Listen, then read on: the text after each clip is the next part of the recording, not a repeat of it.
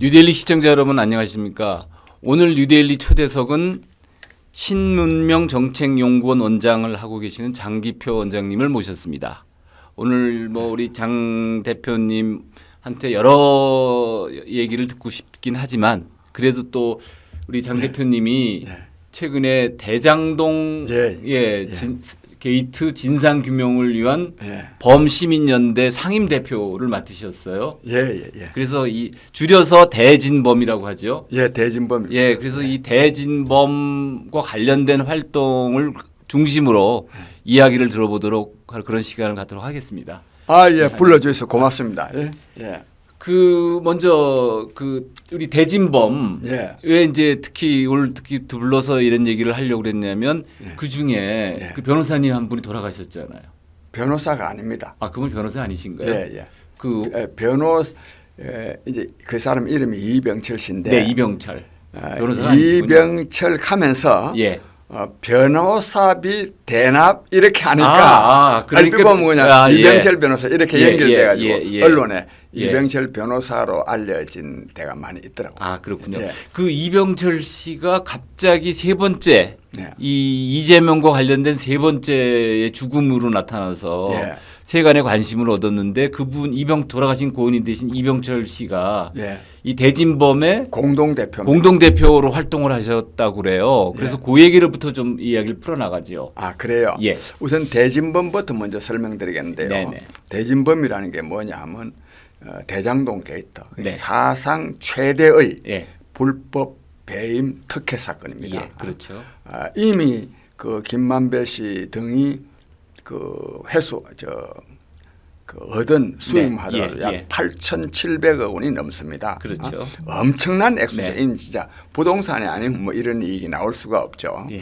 그런데 그런 사건인데 이게 이 검찰에서 조사를 제대로 하고 있지 않지 않습니까? 이거는 그야말로 몸통 주범이 이재명 시장님 당시 성남시장 지금 후보입니다. 그건 뭐 명백한 거 아닙니까? 자기가 설계하고 지시하고 결제했다고 스스로 말한 겁니다. 그렇죠. 그것도 자기가 또 이게 지금 사상 최대 말하자면 공익을 해소한 사건이다 그러고 그렇게 얘기를 하고 있죠. 그러면 이 사건이 문제가 있으면 이 사람부터 먼저 불러가지고 뭐 물어라도 봐야 안 되겠어요? 맞습니다. 소환담은 안 했어요. 뿐만 아니라 이런 큰 사건에 대해서 진짜 정말 하수인은 아니지만 그 실무자들 그 유동규 씨라든지 김만배 이 나무기 이런 사람들만 지금 4명 구속에 불구속 1명이고 그 이제 실제로 이재명 씨의 가장 신복 말하면 당시에 그 정책실장인가 한 사람 정진상이라고 있어요. 그 사람 오늘 아침 신문보게 이제서 겨우 비공개로 그것도 뭐 조사했다고 했는데 이렇게나 수사를 안 합니다. 이러다가 보니까 말하자면 이재명 후보를 기본적으로 반대하는 야권 이 보수 세력에서도 이 진상규명과 책임자 처벌 말하자면 이재명 구속 등을 요구하고 있지만 심지어는 이 이른바 저는 진보라고 생각도 안 하지만 민주당 계열 또 이 문재인 지지 그룹 안에서도 이거는 아니다. 이거도 아니다는 건 이제 조국 사태부터 이제 그런 현상이 좀 드러났습니까? 근데 이 대장동 게이트 사건에서도 이거는 아니다. 이런 사람들이 있어요. 그게 이제 대표적인 게 이 문사랑 중에서 문재인 지지 세력 중에서 이 깨어있는 시민연대당이라는 게 있습니다. 이민구 씨가 대표로 있는 깨시민이 아주 많이 알려졌죠. 그 대단한 사람들입니다. 아주 대단합니다. 그리고 이제 또 문사랑도 있어요. 또 이병철 씨는 거기에는 소속이 안 돼 있지만 기본적으로 민주당 당원이고 또 민주당을 문재인 대통령을 적극 지지하는 사람입니다.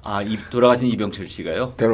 이병철 씨가 그런 사람들이 그런 사람들 말하자면 이른바 진보 진영이죠. 말하자면 하고 이제 보수 진영 네. 예를 들자면 뭐 바른사회 시민연합이라든지 예. 뭐 대한민국 살리기 운동 본부라든지 네. 뭐 등등 예. 이 보수 진영 예. 또 이런 또 저 같은 사람들 예. 이래가지고 진보 보수 중도 네. 시민운동 하는 사람들이 모여서 네. 적어도 대장동 게이트에 관한 한 예. 생각이 같으니까 아. 모여서 우리가 진상규명도 하고 책임자 처벌도 이루어내자.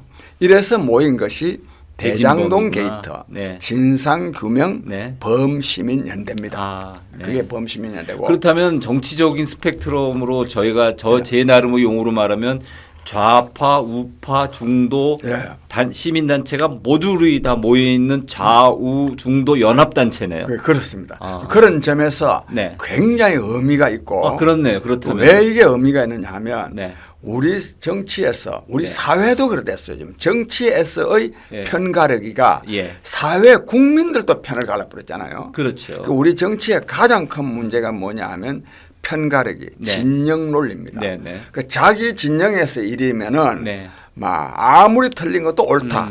네. 또 상대방 진영에서는 뭐 아무리 옳은 것도 네. 이는 반대다. 네. 이런 이 진영 논리인데 네. 이분의 말하자면 문재인 지지 진영. 네. 말하면 이른바 진보 진영에서 네. 이재명 씨도 그 진보 진영 내의 사람 아닙니까? 그렇죠. 그럼에도 불구하고 즉 네. 진보 진영 내의 사람임에도 불구하고 네. 대장동 게이트에 대한 이재명 씨의 책임은 막중하다. 네. 이걸 책임을 회피하고 뭐 온갖 거짓말하는 거는 이거는 규탄되는데 이래가지고 했기 때문에 그 문사랑 깨어있는 깨시민, 네. 깨어있는 시민연대당 네. 또 이병철 씨 이런 사람들은 말하자면 이 진영 논리에서 벗어난 네.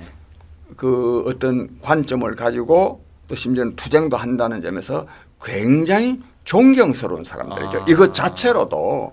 그러면 해방 후 공간에 보면 한때 좌우 합작이라는 게 있었는데 예, 이 좌우 합작. 이건 대장동 게이트를 예. 진상을 규명을 위한 좌우 합작이라고 좌우 합작이죠. 이렇게 정의해도 되겠네요. 예, 좌우 합작인데 네. 이건요 보수 진영 사람들도 네. 본받아야 됩니다. 그렇네요. 왜 그러냐면 예. 지금 사실 진보 진영에서도 그 뭐 유시민 씨나 뭐 조국이 도대체 말도 안 되는 주장들을 하는 사람들 있지 않습니까? 네네. 이쪽 진보 진영에서도 네. 보수 진영에서도 마찬가지입니다. 네, 네. 그래서 여든지 진보 진영에서는 네. 그 문파 세력 중에서도 아무리 우리가 문재인 지지 세력이지만 네, 네. 이거는 아니다 하고 뛰쳐나오는 사람이 있지 않습니까? 네, 네, 네. 아직 내가 보수 진영에서는 그런 사람을 잘 못 봤어요. 아하. 그런 점에서 저는 굉장히 그 이번에 진보 진영이라고 일컬어지는 데서 뛰쳐나오는 깨시민 네. 또 문사랑 네. 또 이병철 씨 같은 사람은 예. 굉장히 우리 사회 정치의 새로운 희망이 저는 될 수 있다. 이렇게 볼 정도로 아하. 이 대진범은 네. 굉장히 의미가 있는 조직이다. 즉 이거는 대장동 게이트의 진상규명 책임자 처벌하는 데만 의미가 있는 것이 아니라 네. 우리 정치의 가장 고질적인 병폐인 진영의 논리를 깬 네. 또 대화도 안 하는 예. 서로 욕만 하는 사람들이 예. 함께 한다는 점에서 예. 이래저래 굉장히 굉장히 이례적입니다. 이례적이고 예. 의미가 있죠. 그러면 그 근간 한 예. 30년까지 뭐 너무 과장이고 예, 예. 한 뭐 10년 내지 20년 사이에서는 볼 수 없었던 현상이죠. 그런 것 같습니다. 그 어쩌면- 깨시민과 문사랑 대표님들하고 우리 네. 장 원장님하고 과거에 무슨 인연이 있었습니까? 아니 인연도 별로 없어요. 전혀 저는 모르시던 모르는 사람, 분들이에요? 저보다 많이 후배니까. 아. 근데 이제 그 사람들은 저를 잘 알죠. 아니, 물론 잘 알겠지만 예. 그래도 어떤 그렇게 뭐 뭉쳐지려면 그래도 어떤 개인적으로 조금 알고 이렇게 인간관계가 있다든가 그런 이러면 거는 있었어요. 아, 그거는 그럼요? 어떤 사람이냐면 그 진짜 중간인데 이호성 씨라는 사람이 네. 이 사람도 진보 진영이에요. 민주당 지지자예요. 아. 근데 이 사람이 이 민주당 저도 옛날에는 다 그 저 민주당도 지지하고 그러셨죠. 그러니까 예, 예. 그 옛날부터 저하고 잘 알았어요. 아하. 이호성 씨가 예. 이 사람은 전철협이라 그래가지고 전철협? 전국 철거민? 철거민 그이 유명한 본인- 단체 아닌가요? 전철협? 유명한 단체지. 예. 아니 전철협이 두 군데예요. 아, 두 개가 있습니까? 예, 상당히 좀 과격한 예, 걸로 과격한- 알려진 예, 전철협이 예. 있고 예. 내가 아는 이호성 씨는 예. 이 사람은 한 30몇 년째 이 운동을 하는데 예. 굉장히 합리적이고 네. 굉장히 투쟁도 많이 하지만 예. 무리하게 하지 않습니다. 그러니까 비폭력. 비폭력적이고 예. 합리적으로 당당하게 그리고 교육시켜가면서 네. 내가 그걸 잘 아는데 예. 그 사람이 마침 집이 성남이에요. 판교예요. 예. 그러다 보니 이 대장동 게이트를 잘 알아요. 이재명 씨에 대해서. 그 전철협의 이호승 회장이. 그 사람이 처음에 예. 나보고 선생님 요즘에 그 사람들은 제명이라 그럽니다. 예. 이재명이라고도 안 합니다. 예. 그럴 만한 이유가 제명이가 말이지 성남시장에 있을 때 대장동 그때 뭐 대장동도 몰랐지. 예. 대장동이라는데 아파트 떨어지는데 엄청난 이 부정을 해가지고 특혜를 갖게 하고 뭐 등등 이랬다. 네. 그걸 내가 자세하게 설명을 들었어요. 내가요 이건 다른 데는 말 잘 안 하는데 다른 언론에서도 안 하는데 난 딱 이 사건 들으면서 근데 이재명이가 5,503억 원을 벌었다는 거 아닙니까? 저 대장동 개발 사업에서 그 성남시에 이익을 돌려줬다는 거 아니에요? 난 딱 이 말 딱 듣는 순간에 더더욱도 이 사람이 인허가권을 이용해가지고 그랬어요. 인허가권을 이용해가지고 즉 고위공직자가 결재권, 인허가권을 이용해가지고 돈을 벌면 안 됩니다. 이거 자체가요. 이게요 우리 근데 이에 대해서 제대로 된 비판이 없습니다. 건국대학교 황도수 교수가 얼마 전에 세미나 했는데 1원이라도 벌면 안 된다. 1원이라도 벌면 배임이라 그래. 내가 맨 처음에 한 말이야. 난 이 사건 딱 터졌을 때 이재명이 사람 말이야 여기서 돈을 5,503억을 벌었다? 그것 자체가 나는 잘못이다 이거야. 선출직 공무원이 공권력을 갖고 있는 사람이 돈을 번다. 이건 아니다 이거네요. 그러니까 그게 공익을 위한 것처럼 하지만 이게 이 사건 따지면요. 그래가지고 인허가권을 위해서 돈을 많이 버니까 어떻게 하냐. 미친 집값이 됩니다. 집값이 엄청나게 이거 대장동 사건은 김만배 등에게 8,700억이나 되는 불법 특혜를 안겨주었으면 나쁘거나 또는 5,503억을 이런 거를 얻지 않아야 될 어덕을 뭐 공익도 아니에요. 이게 나중에 따지고 들어가면요. 성남 시민들요. 돈 10만 원밖에 받아먹은 게 없어요. 복잡하고.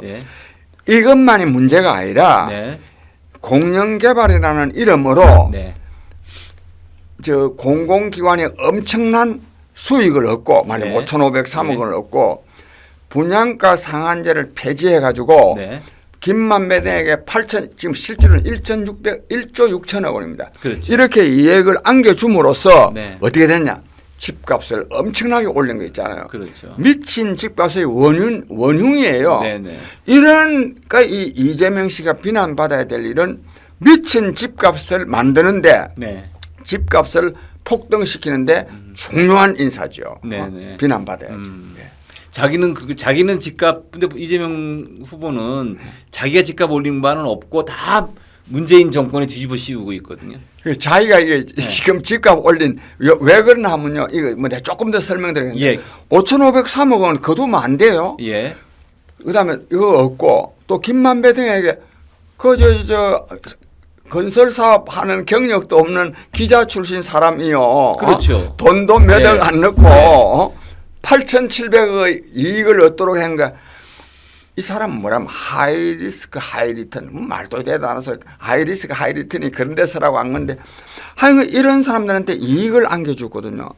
이재명 씨가 만약에 이익을 안겨준 걸 몰랐다면 모를 수가 없지만 이건 바보도 이런 바보가 없고 안겨줬다면 그거 왜 안겨줍니까? 그래가지고 집값이 올라간 거 아닙니까? 이 본래는요, 이 땅값이 내가 볼 때 한 100만 원도 안 했어요. 그린벨트 지역이니까. 100만 원도 안 한 거를 이거를요, 그 공공개발이라는 이름으로 강조 매수한 거예요. 국가가. 그래서 얼마를 주고 사느냐 하면 처음에 600만 원을 줬어요. 그 원주민들이 갖고 있는 땅을요 600만 원에 강제 매수한 거죠. 근데 왜냐면 이 원주민들 입장에서는 저 땅 한 평에 한 그린벨트 지역 돼가지고 언제 풀릴지도 모르는 땅 이재명 시장이 돼가지고 600만 원이니까 좋다 했지. 안 그래 안 가겠습니까? 솔직하게 말했어. 근데 이걸 얼마에 팔았냐? 1,600만 원에 팔았어요. 엄청난 땅 장사를 한 거예요. 이게. 그 누가 했냐? 이재명 시장이 한 거예요. 저 김만배를 시켜서 시킨 게 아니라 그 시가가 그래 올라가니까 땅 장사를 했지. 그래서 값이 올라간 겁니다. 이렇게나 잘못한 겁니다. 그럼 요 하나만 더 말하겠는데 5,503억 원은 그러면 성남 시민들한테 이익이 돌아가느냐? 전혀 그렇지 않습니다. 왜 아니냐? 5,503억 원 중에요. 그 성남에 가면 옛날에 공단 지역이 있어가지고 1공단이 있었어요. 1공단 안에 저 공원을 좀 조성하라 해가지고 1공단 내 공원 부지로 확보해가지고 공원 조성하는데 2,700억 원을 투입했어요. 여기서 벌어온 돈을. 근데 이거는 본래 신흥정밀이라고 공단을 조성해주면 성남시에서 공단 허가를 아주 이제 아파트 짓도록 건설을 허가를 내주면 우리가 기부 체납 즉 공원 그거를 조성해가지고 기부 체납 성남시에 주겠다. 그래서 성남시가 굳이 대장동 가서 돈 벌어 와가지고 여기 투입할 필요가 없는 거예요. 그러니까 이게요 여기 이거 개발할 명분 찾으려고 돈 벌 아주 교활한 거지. 대장동 개발하게 하는 명분을 찾기 위해서 공원 여기 살라 그러면 공원 땅 살라 그러면 돈이 있어야 된다. 대장동 개발해야 된다 하고요. 또 여기 가져와서는 어떻게 하냐. 그 2,700억 개발하는데요. 거기 뭐 조성하는데 비용 아니십니까? 그것도 또 업자들 또 끼어들면 돈 또 많이 빼먹을 수 있는 것 아니에요? 요런 짓거리를 한 겁니다. 그러니까 성남 시민들한테 2,700억은 덕이 아니에요. 그렇네요. 그럼 두 번째로 이제 그 대장동 개발을 했는데 이제 거기 판교하고 그 이제 산이 있어요. 판교하고 뚫리면 이 땅이 금사라기 땅이 되고 판교하고 안 뚫리면 땅이 오지가 되지 않습니까? 뚫는데 왜 700억 원이 들었어요? 터널 뚫는데 그 터널은 이 아파트 개발 사업하는 사람이 개발 이익을 넘기기 위해서는 자기들이 이걸 뚫어야 될 터널 아닙니까? 도로 같은 거 자기들이 하거든요. 성남시가 이거 뚫어줄 이유가 없는 거예요.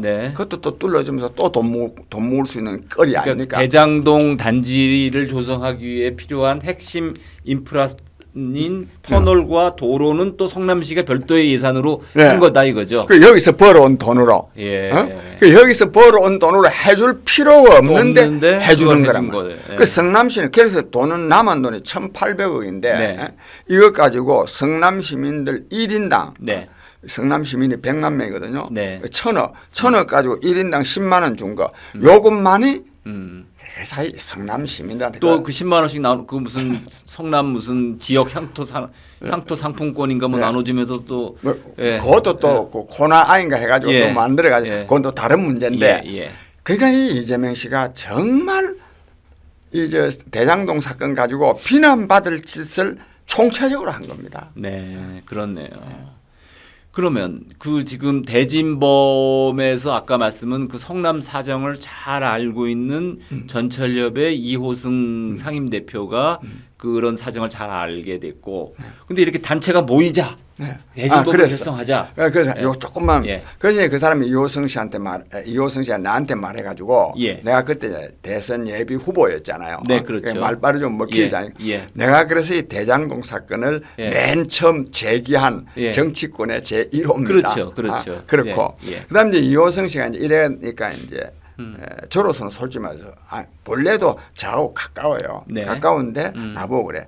선생님 마침 이거 저 진보 진영에서도 저 이재명 씨 저 대장동에 구타하는 사람들이 있으니까 보수 진영하고 합해가지고 같이 하면 더 효과가 아니겠습니까? 그래가지고 이호성 씨가 주선을 해가지고 이 대진범을 만들었습니다. 이호성 씨가 주도를 그 아이디어를 내셔가지고 깨시민, 문사랑 뭐 이렇게 다 해서 소위 좌우 합작한 단체가 만들어졌군요. 그래서 상임대표가 지금 누구세요? 상임대표가 이제 이호성 씨하고 그다음에 깨시민의 이민구 대표. 이민구. 이민구. 그 저하고 세 사람. 세 분이 상임대표. 그럼 저기는 공동 대표가 그다음에 한 네 분쯤 있어요. 아, 각 단체별로 뭐 이병철 씨도 김주성 총장 또 박인환 씨 등등. 아, 예, 박인환 씨는 보수 단체 대표인데. 바른사회 시민. 네, 바른사회 시민연합. 네. 아, 그렇군요. 그러자 그러면 이제 이병철 씨는 어떤 계기로 거기에 조인하시게 된 거죠? 이병철 씨는 이제 본래 이재명 후보 변호사비 대납 사건을 고소하고 고발이죠. 고발해가지고 이민석 변호사라고 있어요. 이민석 변호사 같이 했고, 그다음 또 대장동 게이트는 배임이다. 이병철 씨가 건설업을 좀 한 경력이 있어요. 아, 그렇습니까? 그러다 보니까 이 대장동 게이트에 대해서 자기 경험에 기초해서 이거는 성남시장이 배임한 거다 이걸 알아가지고 이민석 변호사가 참 좋은 분이 있어요. 그 사람한테 이민석 변호사는 변호사임에도 불구하고 자기 말에 의하면 처음에 이거 배임이라는 걸 탁 인식을 못했답니다. 그런데 이병철 씨 설명을 들으니까 배임이더랍니다. 그러니까 이걸 10월 달인가 이제 배임죄로 그 이재명 씨는 지금 뭐 고발을 많이 당했어요. 나도 고발했고 뭐 그래서 이병철이 고발했기 때문에 이재명 규탄 투쟁에 이병철 씨도 이미 나섰기 때문에 또 아는 사이고 해서 이병철 씨도 참여하게 됐습니다. 아, 그렇군요. 그래서 활동은 이제 방향 잡혔으니까 그동안 어떤 활동을 해오셨던 거죠? 어떤 활동을 해왔냐 하면요. 어떤 활동한 거 말씀드린 다음에 이병철 씨와 관련해서 말씀 좀 드릴게요. 어떤 활동을 이제 처음에 이제 이게 12월 27일인가 그래요. 만나서 결성한 것이 얼마 안 됐군요. 12월 20일인가 그래요. 그러면 27일쯤에 우리가 세미나를 했어요. 그러니까 대장동 게이트의 본질에 대해서 제대로 좀 알자. 황도수 교수라고 그 건국대학 교수인데 아주 뭐 공부를 많이 했습니다. 황도수 교수님. 황 교수. 이분은 저 대법원 헌법재판관을 하다가 오랫동안 하다가 공부를 하려고 대학 교수가 된 분이에요. 아주 참 실력이 있더라고요. 그런데 그런 세미나도 하고 또 뭐 기자회견도 하고 또 이래 하고 특히 지난 1월 6일 날에는 또 다른 또 뭐 토론회도 하고 뭐 행사를 일주일 또 안 돼서 왜 그러면 이거 오래 끌면 안 되니까 자주 해왔고 특히 근데 이런 와중에 이제 이병철 씨가 죽었지 않습니까? 1월 8일 날 10일 날 알아가지고 14일 날 국회 그 민주당사 앞에서 민주당사 근방이죠. 거기 여의도에서 이병철 말하자면 대표 추도식 겸 대장동 게이트 국민 고발대회를 크게 했습니다. 정말 뭐 아주 그럴듯하게 했습니다. 그래서 그런 활동을 해왔고 앞으로 또 이번 목요일 날 광화문에서 대장동 게이트 고발 국민대회 또 몸통 요즘 선거 기간에 대해서 이재명 씨 이름은 못 불러요. 저런 데서는 집회에서 후보 윤석열 씨 후보도 이름은 못 부릅니다. 그래서 몸통, 그분이 요즘 이재명 씨 아닙니까? 그분 구속 촉구 대회를 이번 목요일 날 또 합니다. 목요일 몇 시에 하세요? 목요일 날 11시 반에요. 광화문 어디서 하십니까? 지금 오늘 이제 저 집회 허가 신청 청계광장 있잖아요. 청계광장이요. 거기가 제일 사람이 막내가 많. 거기서 하려고 마음 먹고 있고 그게 안 되면 동아면세점 앞에서. 동아면세점 안 되면 제2 후보는 동아면세점 앞에. 왜 그러냐면 그 집회 허가를 미리 내놓은 사람들이 있기 때문에. 그다음에 내가 이병철 씨에 대해서 좀 말씀드리겠는데 저는 이병철 씨를 2번 만나봤습니다. 내 기억에는 2번 만났고 총 만난 건 3번이죠. 12월 말에 이래저래 만났는데 특히 이제 내가 기억에 나는 거는 12월 27일 세미나 할 때하고 1월 6일입니다. 그 1월 6일 날 우리가 이제 세미나를 끝내고 그 끝내서니까 이제 저기 담소를 좀 했죠. 예. 담소를 하는데 내가 이제 그러니까 맨 이재명 규탄 말이 나오지 않습니까? 우리 그 행사니까.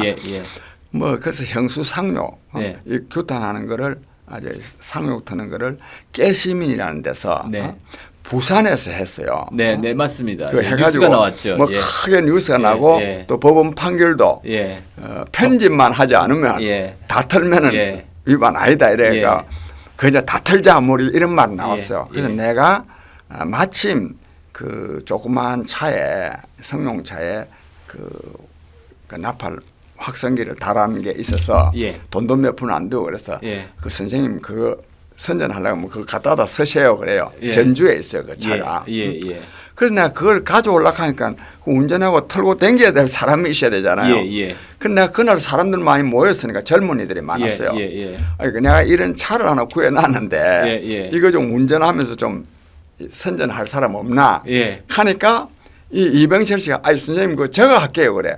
아, 돌아가신 이병철 씨가 돌아가시기 이틀 전에 회의에서 그 차를 전주까지 가서 그 차를 몰고 올라오겠다.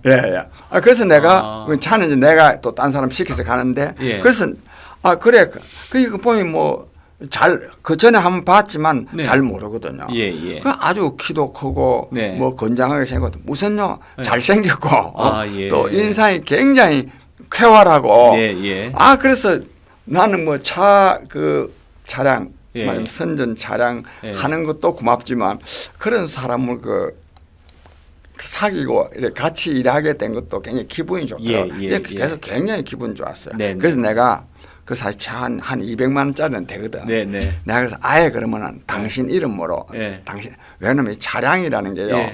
소유주하고 이 운전자하고 다르면 복잡해집니다. 아주 내가 그런 경험이 많기 때문에 아예 그러면 명의 이전도 다 해라. 그래야 되지. 그 자꾸 사고 나고 보험료 자꾸 청구해서 하면 귀찮아요. 하고 대신에 내가 경비는 운전하려면 경비가 들 거 아닙니까? 경비는 우리 대진범에서 내가 책임지고 좀 지원을 하겠다. 이래까지 돼가지고 그러면 곧 이제 전주에 이제 그 차가지로 같이 가자. 그것도 누가 있어야 돼. 그랬는데 불과 한 3일 후에 죽었다고 그래요. 그러니까요. 근데 죽을 사람이 아니거든. 그래서 지금 사람들이 다 섬뜩하다고 막 소름이 끼친다고 그러고 그러잖아요. 소름이 끼칩니다. 실제로요. 내가 이건 다 말 안 해서 그렇지. 얘는 절대로 그냥 죽을 사람이 아닙니다.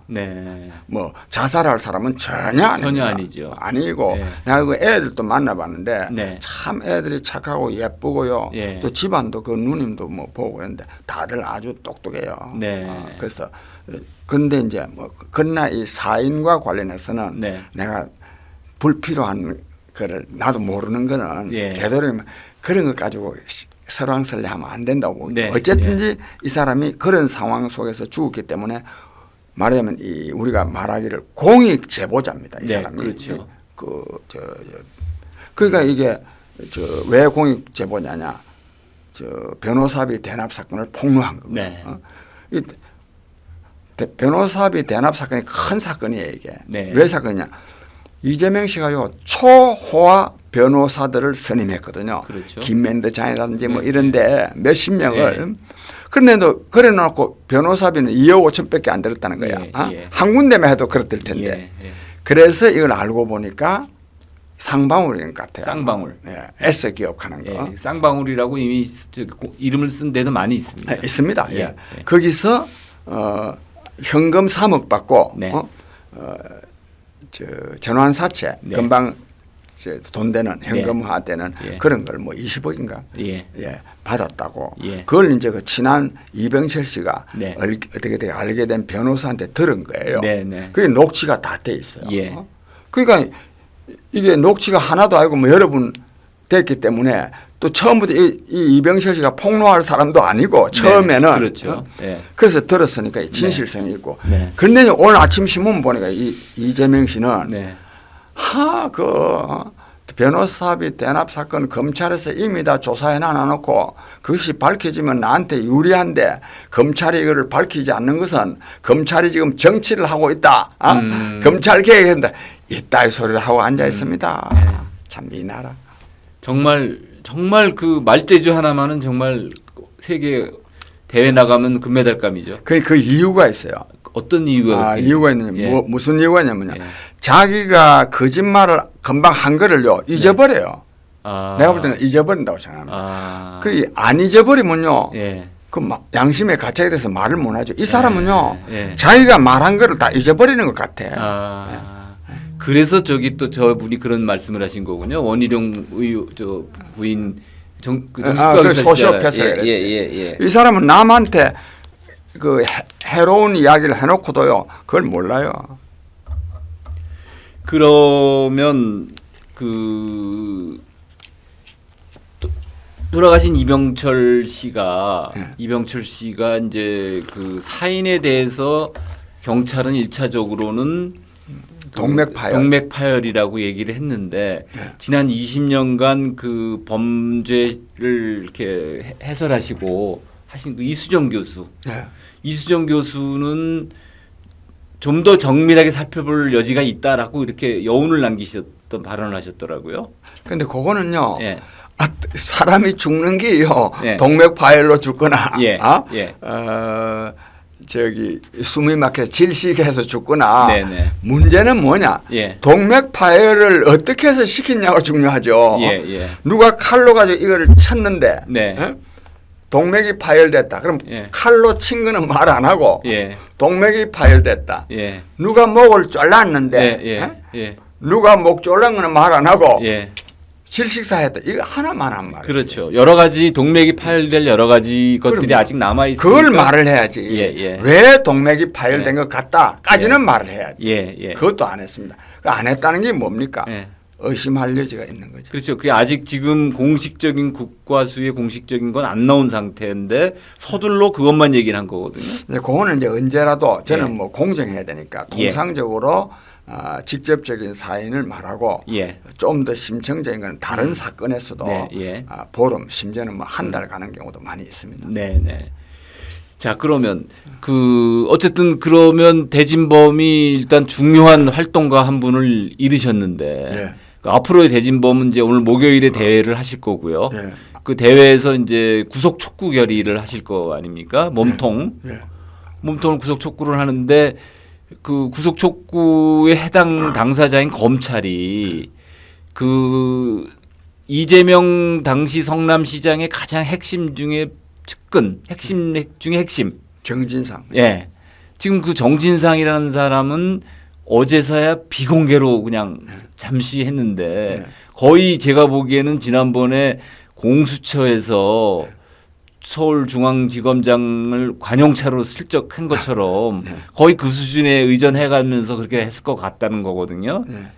그렇다면은 이게 뭐 검찰이 구속할 것 같아 보이진 전혀 않고 계속 이제 촉구를 계속 하셔야 되는데 이 대장동 진상 게이트를 좀 진상을 정확히 알기 위한 좀 그 다음에 어떤 활동 그건 좀 말씀드릴게요.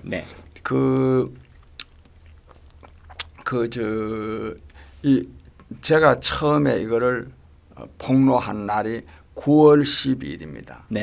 그러니까 오늘은 그러니까 9월, 10월, 11월, 12월 지금 4개월이에요. 그 4개월 동안에요. 가장 핵심적인 사람을요. 이제서 어제 무슨 뭐 비공개 소환해서 뭐 조사했다. 내용도 밝히잖아. 이런 검찰입니다. 그래서 우리가 한편으로는 이 검찰은 믿지 못하는 게 아니라 이거는 뭐 완전히 직무유기도 뭐 보통 직무가 그렇죠. 이 사람들 집에 가야 돼요. 그렇죠. 검사들은. 그래서 지난 12월 17일 날 이 검사한테는 맡겨놓으면 안 되고 또 이 특검도 뭐 말장난만 하고 있으니 최종적으로는 국민이 나서야 된다. 그래서 우리가 국민특검을 조직을 해가지고 국민특검에서 이걸 조사를 했어요. 그래가지고 기소도 했습니다. 그래가지고 이거를 10월 17일 날 국회에서 말하면 모의법정에 해당되는 국민법정을 열었어요. 국민 뭐 재판장도 있고 뭐 배석판사, 변호사, 검사, 국민검사죠. 그렇군요. 이래가지고 또 국민배심원 이래가지고 재판을 했더니 이재명 전 성남시장은 징역 30년. 다 이 무기가 나왔는데 재판장이 경제사범으로 무기는 지금까지 없었답니다. 네, 네. 징역 30년. 김호수 검찰총장 네. 징역 1년. 네. 근데 이거요, 난 그때 알았는데 네.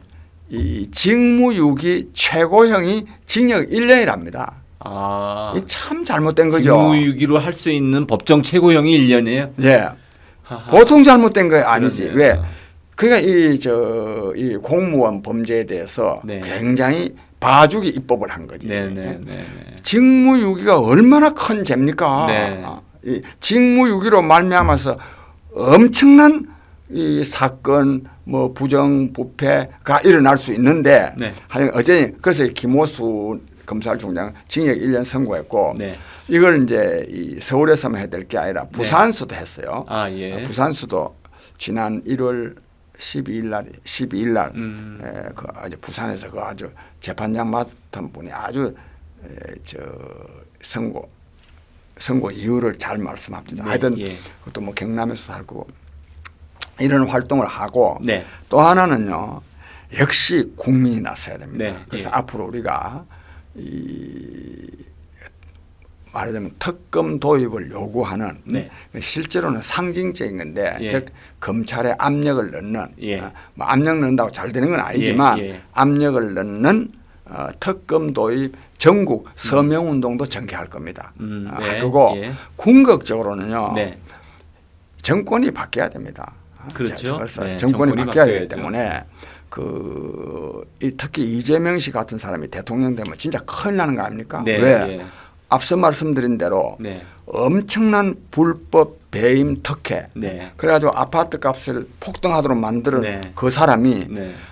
이 대장동 개발 사업은 모범적인 사례이기 때문에 전국적으로 확산해야 된다 하거든요. 네. 예. 큰일 날 일 아닙니까 이거? 네, 네. 뭐 이 외에도 예. 이 사람이 문제가 보통 많은 게 아닌데 예. 이런 사람 대통령 만들면 안 되죠. 그래서 그렇죠. 그런 점에서도 예. 결국은 정권이 교체돼야 합니다. 사실 많은 사람들이 윤석열 후보 왜 지지합니까? 뭐 네. 윤석열 후보가 되면 꼭 뭐 경제, 교육, 문화 이런 것보다도 네. 이 정말 이 법치주의가 완전히 무너졌거든요. 네, 네. 이 법 위반한 문재인 그 정권의 세력들이 얼마나 많습니까? 이에 대해서 엄정한 말하자면 이 수사와 네. 처벌을 바라서 윤석열 후보를 지지하는 사람들이 굉장히 초기에 많았습니다. 네. 그런 점에서도 정권이 교체돼서 이 대장동 게이트의 책임 추궁을 더 잘해야 된다. 아주 확실해야 된다. 그렇게 생각합니다. 그게 이제 시청자 여러분들께서도 항상 갖는 의문이지만 네. 우리가 이른바 우리 사회에서 그 이른바 진보라고 하면 그 진보라는 말 속에는 왠지 좋은 거, 네. 착한 거, 네. 올바른 거, 네. 뭐 이런 좋은 긍정적인 거 네. 이런 의미가 있단 말입니다. 네. 그런데 막상 그러면서 대표적으로 이재명 성남시장 같은 경우도 자기도 진보 진영의 일원이라고 얘기를 하고 그래서 마치 그런 좋고 올바르고 바르고 이런 거에 상징인 양 행세를 하고 그래서 대표적으로 억강부약한다고 그러고 그런데 실제를 따져보면 그 내면을 들여다보면 아닌 게 너무 많거든요. 많은 정도가 아니라 전부 다지. 그리고 이재명 근데 우리 장 원장님은 정말 운동권의 산 증인이시잖아요. 소위 우리가 민주화 운동을 얘기를 하면은 그 오랜 시절부터 쭉 해오시다 보니까 그 운동권의 그 내역 돌아간 얘기를 다 하실 텐데 제가 단도직입 적으로 한번 여쭤볼게요. 이재명 시장이 운동권입니까? 운동권이 아닙니다. 그럼 그럼 무슨 뭐 하신 분이에요? 그 사람은 뭐 운동권이라는 거는 주로 네. 대학 다닐 때 민주화 운동을 했거나 네. 제야 민주화 운동에 옛날에 87년 전후에 예. 참여한 사람인데 이재명 씨는 그때 전혀 그런 걸 한 일이 없는 사람이에요. 그러니까 전혀 본 적이 없으신 거죠? 아니 내가 본 일이 뭐 없는 내가 안 봤다고 해서 민주화 운동 안 한 건 아닌 건 아니지만 예. 내가 못 본 거는 뭐 말할 게 없고 예. 없고 근본적으로 대학 4년 동안에 고시 공부밖에 안 했어요. 사실 대학 들어오자마자요. 네. 고시 공부해가지고 졸업과 동시에 뭐 합격했다 하는 사람들 있지 않습니까? 네네. 그 사람들은요. 네. 참 바보들입니다. 네. 왜? 대학 생활을요. 네. 법률 책만 보고 있으면 그 대학 생활 뭐하라고 대학 들어옵니까 그거? 네. 이재명 씨는 그런 생활을 한 사람입니다. 예. 그래서 그렇고 그 이후에도 예. 이제 성남에서 이제 시민 인권 변호사도 한 일이 별로 없어요. 근데 왜 참? 돈 받고 한 거예요. 요즘 지금 여기 뭐 민변 가는데도 예. 오늘도 아침 신문에 보니까 뭐 민변이 소송 제기한 게 뭐 1조 몇천억 소송 예. 가액이. 예. 예. 근데 뭐 돈을 엄청나게 자기네들이 맡은 사건을 예. 과거사 정리위원회 예. 이런데 뭐 예. 돈 벌었다 그러지 않나요? 예. 요컨대 이 진보 진영이 네. 말하자면 뭐 옛날에 좀 배고랐다고 해서 그런지 모르지만 네. 부패의 상징이 됐습니다. 부패죠. 윤미향 씨 사건 네. 같은 것도 다 그런 거 아닙니까? 네. 뭐 조국 사건 전부 다 이게 무슨 다른 무슨 집회 시위 법률 이런 거 위반한 게 정치적인 위반이 아니라 네. 자기네들의 이 사리 사욕과 관련된 이익을 챙긴 사람들이 아니에요. 네. 네. 그래서 혹시 앞으로는 네. 진보스럽다. 네. 이거는 부정부패 원흉이다라는 말과 예. 동의어가 될 정도로 예. 우리 사회의 진보 세력들이 부정부패와 아주 연결됐습니다.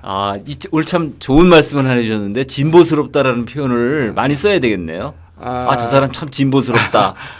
부패스럽다라는 거 이율배반적이다, 내로남불이다라는 거에 동의어처럼 비슷하게 만들어가면 그렇게 네. 될 것 같아서 우려서로 저는 사실 네. 진보주의자인데 예. 이 진보를 망친 사람들이지 이 사람들이.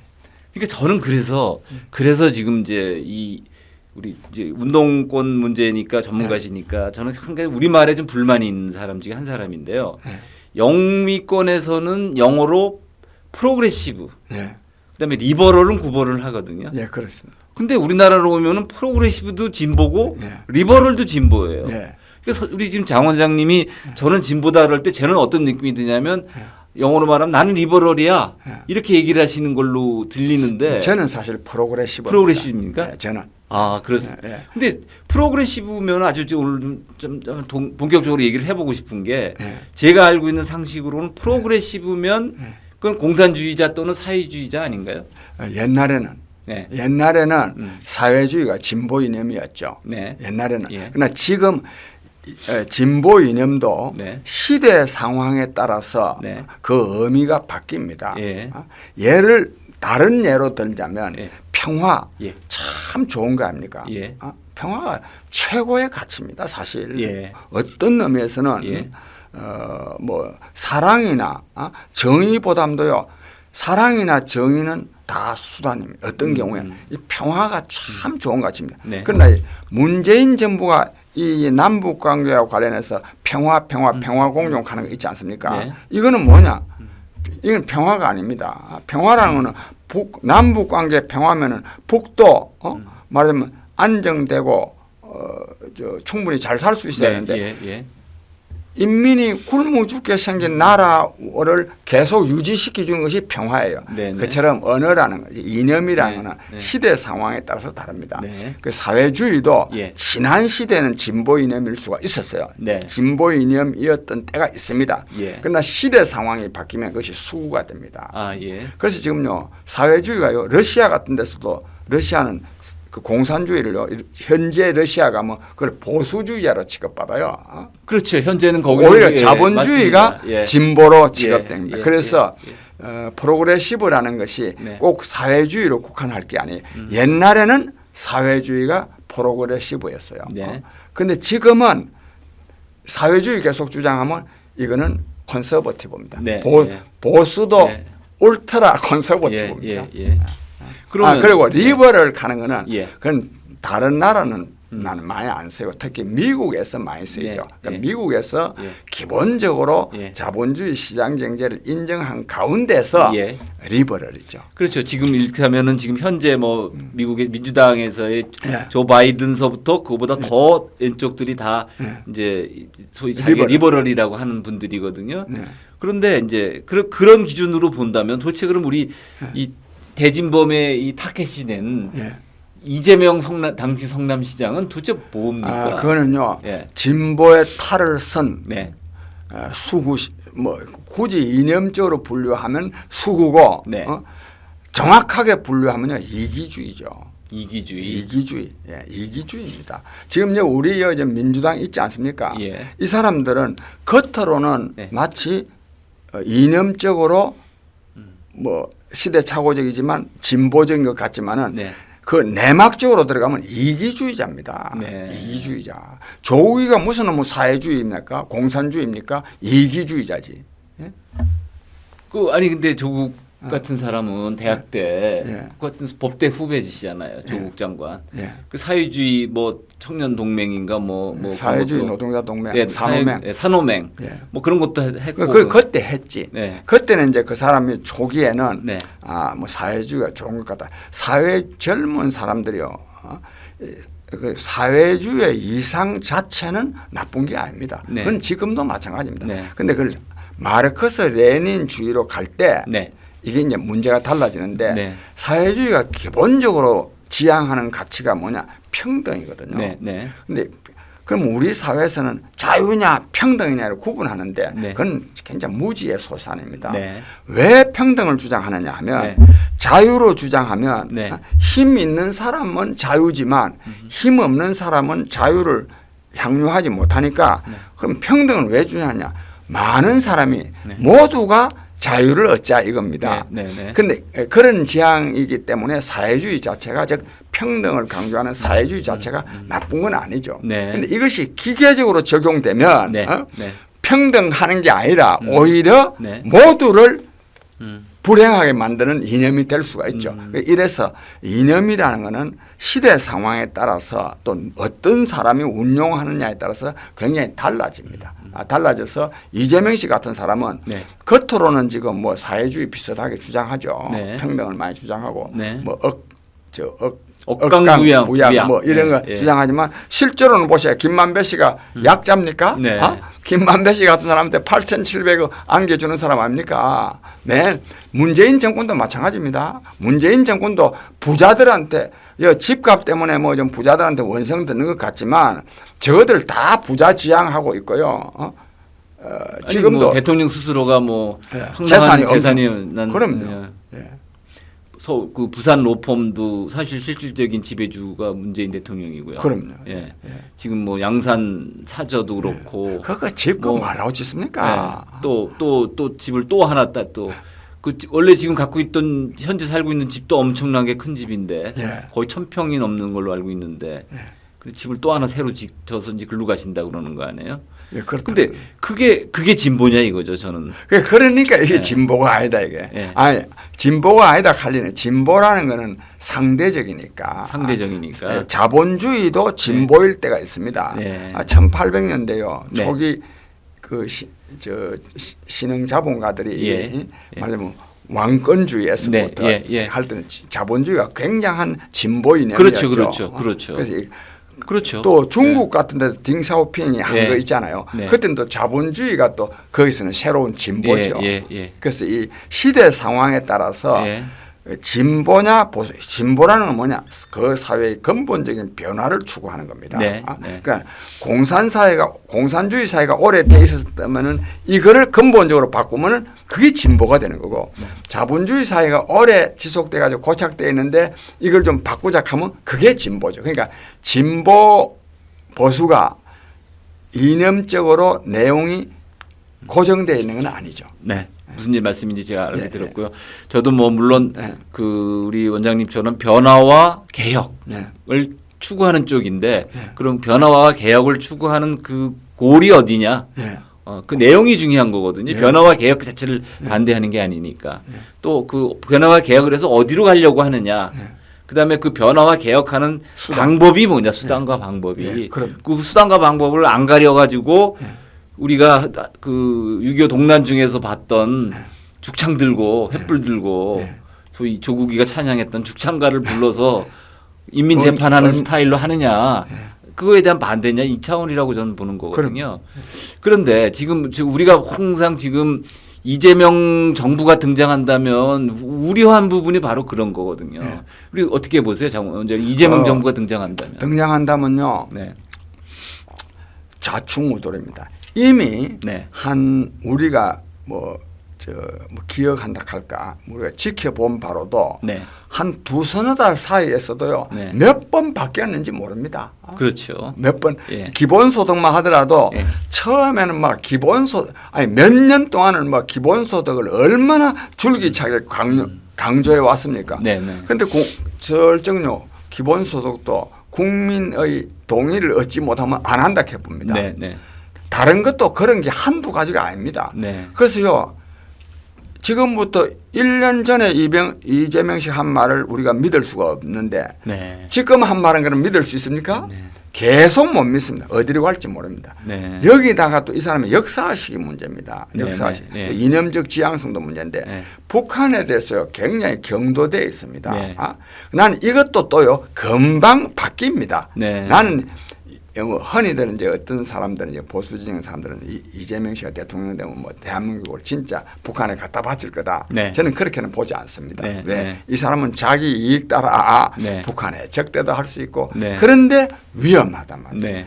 기본적으로 북한에 대해서 경도되어 있고 특히 또 성남이라는 데가 네. 그래요. 성남이 네. 말하면 우리나라 주사파의 본거지입니다. 네. 경기 동부연합의 본거지. 예. 그래서 굉장히 이념 사상적으로도 위험하고 또 정책적으로도 가늠할 수가 없습니다. 통제가 안 됩니다. 이게.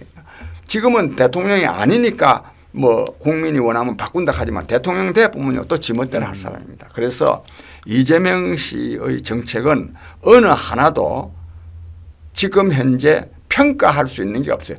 고정돼 있어야 평가를 하는데 네. 내일 되면 또 바뀌는데요.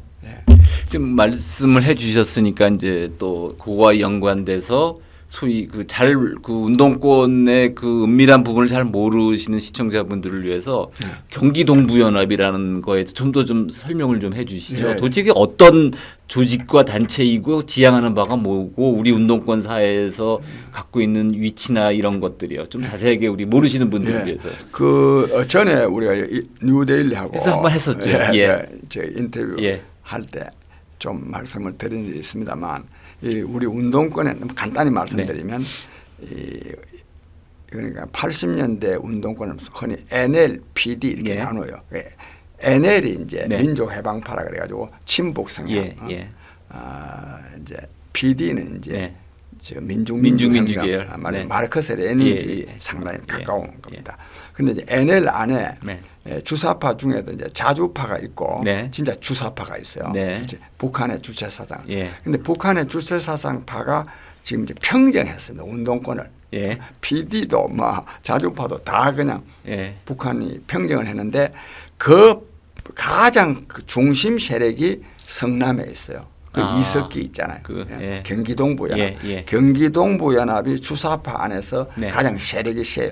지금 현재 민주노총 양경수 위원장도 그쪽 그러니까 민주노총도 양경수 위원장도 동부연합 출신입니까? 경기동부연합이 출신이고 장악했죠.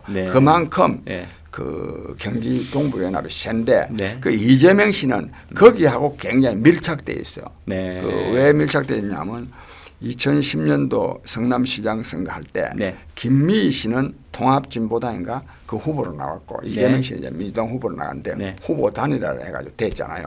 그때부터 이게 그 결합이 된 거예요. 그래서 이재명 성남시장의 그 시장직 인수위원회 위원장을 그걸 뭐 행복시민위원회인가 했는데 김미희 씨가 맡고 통진당의 김미희 국회의원도 했던 그 김미희 성남시 인수위원장을 한 거죠. 그러니까 이재명 시장의 시장이 됐을 때 얼마나 가깝습니까? 그래서 이래저래 굉장히 가깝습니다. 그리고 또 이종혁이라고요. 북한의 그 뭐 아태평화 위원장, 북한 아태평화 위원장 굉장히 높습니다. 그렇죠. 그 사람도요. 저 성남 판교까지 와서 이재명 시장을 만났잖아요. 도지사를.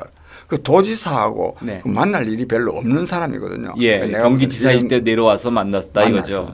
또 경기도가 주최하는 저 킨텍스인가요? 일산에 그것도 뭐 이종혜가 그 와서도 축사도 하고 이처럼 그 이재명 시장은 북한 인사들하고 뭐 교류도 하고 하는. 그래가지고 얼마 전에 북한 그 어디 무슨 그 소리 방송에서 민족의 소리. 그 이재명 대장동 게이트를 이재명 게이트가 아니라 국민의힘 게이트라고 말해가지고 약간의 지원한 그런 모습도 보였기 때문에 이재명 씨는 경기동부연합하고 굉장히 밀착돼 있습니다. 그러니까 경기동부연합이라는 의미는 경기도의 동부 쪽에 있는 통진당 그런 세력이라는 의미인 건가 보죠. 자기들끼리도 그런 경기동부연합이라는 명칭을 쓰나요? 씁니다. 그러니까 주사파 안에요. 경기동부연합이 있죠. 그 경기동부연합의 핵심 세력이 이석기, 김미희 뭐 이런 국회에 진출한 그런 사람들이다 이거죠. 그렇죠. 그건 표면에 나온 사람들일 것이고요. 그 밑에 또 핵심들이 있습니까? 그거는 뭐 밑에 있는 거니까 모를 수도 있고 이석기 이 사람들이 핵심 세력이라고 봐야죠. 그럼 그분들이 옛날에는 말하자면 뭐 밑에 많이 있었고 그런데 요즘은 다 드러나 있어요. 요즘은 아예 이제 다 겉으로 드러나서 본격적으로 활동한다 이런 얘기죠. 그렇게 봐야 됩니다. 그렇다면은 이재명 성남시장이라고 하는 거는 이재명이라고 하는 정치인과 경기동부연합의 지방정부 연립정부를 세운 거나 마찬가지네요. 그렇게까지 말할 수 있는 건 난 그 정도는 모르겠는데 하여튼 굉장히 밀착돼 있죠. 그리고 또 이재명 씨가 그 왜 전에 뭐 미군은 점령구이다 하는 말들 보면 말이죠. 그 북한식의 역사가식을 갖고 있거든. 용어에 보면 주사파식의 역사가식을 갖고 있거든. 그러면 지금 일설에서는 지금 그 이재명 후보의 핵심 중에 핵심이라고 하는 그 정진상 그 당시 경기도 정책실장 지금은 이제 후보로 나와서 물러났지만 지금 부실장이에요. 그러니까 비서실 캠프 부실장이죠. 경기도의 정책실장을 했었죠. 그건 이제 당연히 이재명 씨가 물러났으니까. 정진상 씨도 경기동부연합의 멤버였다는 설이 있던데 혹시 그건 좀 모르겠네. 그걸 확인해 보신 적은 없고요. 근데 이상한 거는 오늘도 저희도 취재를 하고 있지만 뉴데일리가 분명히 오랫동안의 성남시와 경기도의 이재명 시장의 측근으로 있었으면 정진상이라는 사람이 공무원 신분이었거든요. 경기도 성남시 어디에 공무원 그 영감이든 뭐든 사진이 없답니다. 그래요? 그 혹시 이렇게 왜 그럴까요? 왜 사진을 그리고 지금 정진상 씨가 어디 찍혀 있는 언론사에도 찍혀 있는 사진이 없어요. 그래서 저희가 지금 그 뉴데일리가 지금 취재를 하는데 그 이유를 찾고 있고 사진을 좀 찾아보려고 노력을 하는데도 오랜 시간 내도 지금까지도 그 정도 인사라면 사진이 꽤 찍힐 거거든요. 근데 그 나이가요, 나이 또래가 다 그 운동권 또래고 운동권 또래면 당연히 그 주사파 그런 또래죠. 그런 점에서 뭐 나는 정진상 씨도 특히 또 성남에서 하고 했으니까 주사파들하고 굉장히 연결돼 있을 수밖에 없지 이거는. 그렇군요. 저는 근데 정진상 씨에 대해서 잘 알지는 못합니다. 알겠습니다. 저희가 또 한 번 더 그 정진상 씨의 그 정체에 대해서 앞으로 취재를 좀 해보도록 하겠습니다. 그래야 되겠네요. 그리고 오늘 뭐 좀 여담으로. 오늘 아침에 저기 보니까 우리 장 원장님께서 페북에 어젯밤에 있었던 MBC의 그 김건희 녹취록에 대한 보도에 대해서 짤막한 논평을 쓰셨던데. 근데 마침 제가 어제 일요일이었잖아요. 그래서 마침 어제 집에 딱 들어가니까 그 뉴스를 보는데 그게 보도가 되더라고요. 그래서 그렇지 않아도 뭐 며칠 동안 뭐 그것이 중대 뉴스였냐 뭐 떠들어서 하지 않습니까? 근데 뭐라 하느냐 한번 봤어요. 나는 근데 보기 전에 별 뉴스가 없을 것이다라고 생각을 했어요. 그건 내가 무슨 점쟁이라서가 아니라 만약에 그 안에 윤석열 후보에게 중대한 타격이 될 만한 내용이 있었다면 이때까지 그대로 있었겠습니까? 벌써 그거 까발렸지. 보나마나 신변 잡기에 불과할 거다. 그게 이제 기분은 별로 안 좋지만, 뭐 중대 문제는 그게 만약에 범죄를 구성하는 거나 이런 거는 뭐 있었으면 진작 그게 문제가 됐지. 그래서 난 시덥지 않게 봤어요. 이왕 뭐 보는 김에 또 내가 또 이거 본 이유가 있는데 MBC가 나와서 해설하는 사람들 있지 않습니까? 정말 악의적입니다. 어떻게 언론이 그런 식으로 합니까? 한 예를 들자면 오늘 뭐 다른 데도 그래 보도된 데가 있던데 돈을 뭐 야, 니 형 동생 누나 동생이에요. 야, 니 뭐 우리 캠프에서 일하라. 그러니까 뭐 일하면 뭐 돈 주나? 돈 주지. 뭐 얼마나 주는데 뭐 1억도 주지. 그게 무슨 깊은 생각을 해가지고 이러기라 했겠습니까? 네, 네. 그냥 하는 말 아니겠어요? 네, 네. 그거를요 돈으로 뭐 매수하려고 했다. 그게 후보 부인이 뭐 그런 식으로 하면 되느냐? 뭐 이런 식이야. 그 다음에 또 그 누구지? 홍준표 씨 뭐 또 홍준표 좀 제대로 좀 질문 뭐 까라 했는데 홍준표 씨 상대 후보에 대해서 진짜 누나 동생 하는 사이라면 야 뭐 제대로 진짜 조지라든지 뭐도 조질 그런 말도 할 수 있는 거 아닙니까? 근데 그것도 아니고 그냥 좀 제대로 뭐 까라 뭐 비판하라 이런 정도로 했는데 그걸 또 뭐 같은 후보 진영에서 뭐를 내가 볼 때는 그 김건희 씨가 그 제대로 믿을 수도 없는 사람들한테 그렇게 말을 한 거는 김건희 씨 잘못이에요. 그 판단력이 좀 부족하지.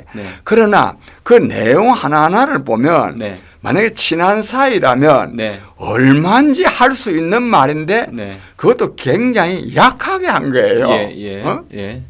김종인 씨 문제만 하더라도 뭐 하고 싶어 하더라도 다 하고 싶어 하더라도 그런 생각 없겠어요? 훨씬 그보다 더 많은 말을 할 게 나는 있을 수 있다고 보는데 그냥 뭐 자기가 하고 싶어서 했잖아. 이런 정도입니다. 그러니까 이게 전혀 이게 얼마인지 할 수 있는 말을 했어요. 뭐 부적절한 건 없는 건 아니에요. 예를 들자면 뭐 안희정이는 동정한다 이런 거는 그것도 사담에서는 혹 할 수 있지만 그게 공식화가 되면 그건 곤란하지. 그런 거는 있지만 근데 그랬는데도 불구하고 이 MBC 기자 두 사람이 나와가지고 그거를 막 비틀고 말하면 왜곡하고 그래서 내가 좀 자세히 봤습니다. 봤는데 결과적으로 김건희 씨로서는 굉장히 어제 그 말하자면 대화록 공개가 자기한테는 굉장히 도움이 됐을 거예요. 도움이 됐다. 왜 그러나 하면 나는 뭐 잘은 모르겠는데 뭐 줄리 계산거 있잖아요. 줄리라는 게 이제 보라마나 뭐 술집에서 뭐 술도 팔고 뭐 술 뭐 그런 호스티스였다는 그런 호스티스. 또 하나는 뭐 또 유부남 뭐 하더라고요. 유부남과 동거설이 있었어요. 동거설. 그런 데 대해서요. 어제 제대로 해명이 돼붙지. 왜?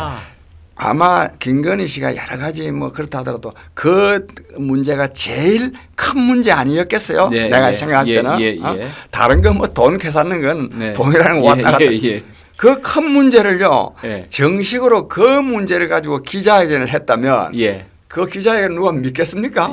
안 믿지. 근데 어제 거기에 형 동생 하면서 한 얘기니까 온갖 잡담하는 속에 그들이 했으니까 이 말은 상당히 진실성 있게 설득력 있게 다가간 거 아닙니까? 이 두 가지를 즉 자기의 진짜 아킬레스건이라고 할 수 있는 거를 제대로 해명을 아주 설득력 있게 하게 됐으니까 아주 이거는 김건희 씨 입장에서는 어제 공개 안 된 것보다 훨씬 더 결과적으로는 좋았죠. 결과적으로는. 그러나 MBC의 의도는 잘못 나쁘지만 저는 그렇게 봤습니다. 딱 그거네요. 불감청이언정 고소원이네요. 울고 싶은데 딱이 때려준 셈이네요. 그리고 그러나 하나 지적해야 될 거는 그 이명수라는 사람인 것 같은데요. 그 사람이 신문에 제대로 된 기사를 보면 기자가 아니고 촬영 기사예요. 뭐 촬영 기사도 뭐 어제 취재하러 다니는 거니까 촬영 기사인데 그런 식으로 하면 안 됩니다. 자기만 맞다나 뭐라 그럽니까? 뭐 밑밥이라 하던가. 밑밥 깔았다고 그랬어요. 밑밥을 깔아서 뭐 유도하려고 했다. 그래야 한 거는 그건 범죄 행위죠. 서울의 소리라고 하는 어쨌든 자기가 나름대로 무슨 그 매체를 하는데 그 매체의 취재 윤리로 봐서는 완전히 말이 안 되는 거죠. 그 매체 윤리가 아니라 기본적으로 기자의 윤리가 안 맞지. 상대방을 꼬셔가지고 형 누나 캐서하면서 그 대화록을 공개된 방송에다가 이건 난 법에 이거 그냥 위반되는 게 있을 것 같은데 제가 생각할 때는 이게 저 생각은 사기라고 생각합니다. 기만한 거니까.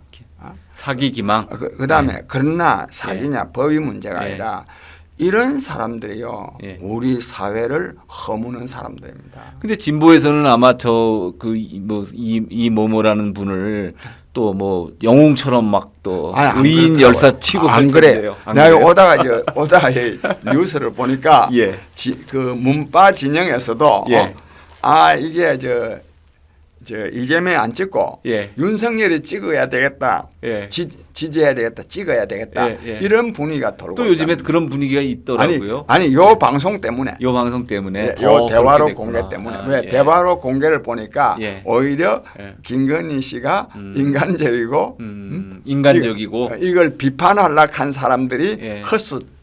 아, 이게요. 사실 MBC는 어제요. 예. 윤석열 후보에게 타격을 가려고 하다가 예. 완전히 그냥 윤석열 후보한테 예. 굉장히 아킬레스건이 될 수 있는 거를 뽑아줘 버렸다. 뽑아줘 버렸다. 네. 그런 그렇게 병이 볼 수도 많습니다. 있겠습니다. 네. 예. 네. 오늘 우리 원장님 모신 김에 마지막 하나 더 여쭤보겠습니다. 예.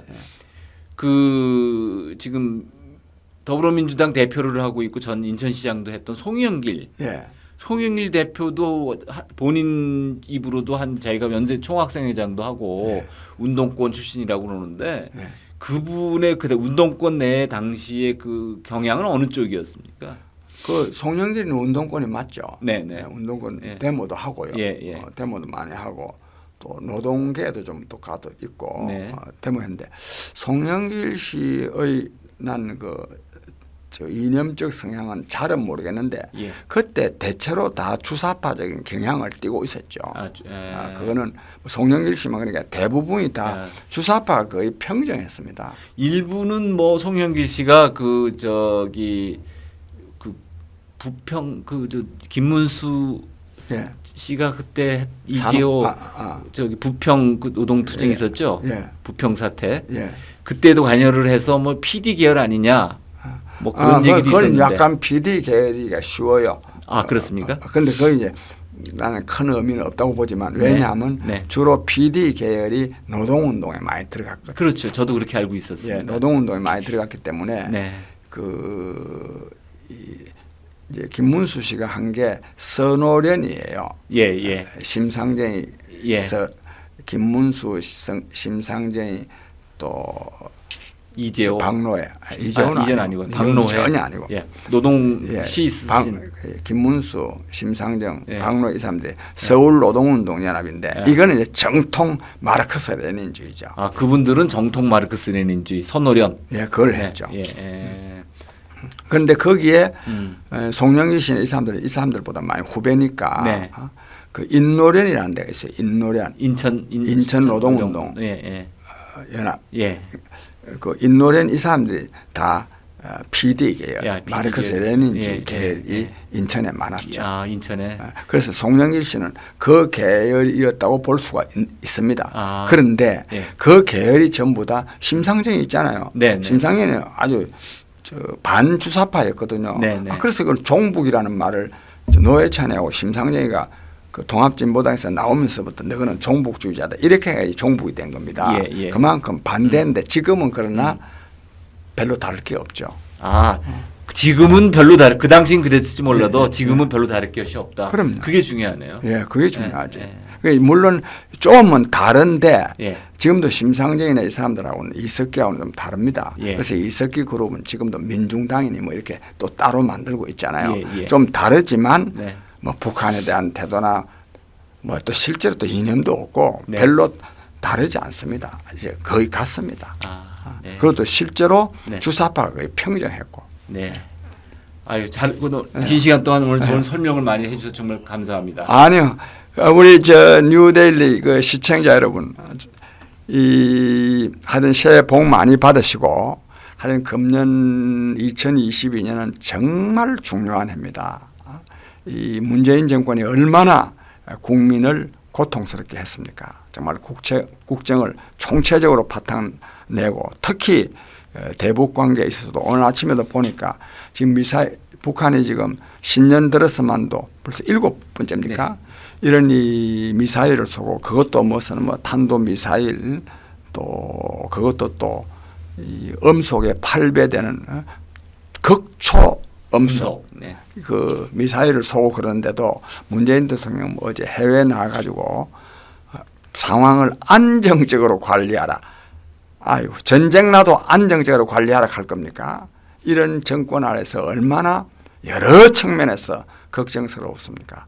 더욱이 또 이 코로나까지 덮쳤는데 이 또 코로나가 질병으로서만 문제가 아니라 문재인 정권이 굉장히 정치적으로 이걸 이용함으로써 거기에서 오는 또 이 불안함 뭐 이런 것도 또 굉장히 컸을 텐데 그러나 이걸 모든 것을요 이분이 3월 9일에 있을 정권 교체를 통해서 말하자면 새롭게 만들어야 됩니다. 그래서 이번에 정권 교체하려 그러면 너무 말하자면 그 보수 진영 사람들만 뭉치가는 안 되고 반대 진영에 있는 사람들도 정권 교체를 바랄 수 있도록 만드는데 우리 시청자 여러분께서 노력해 하셔야 되겠다.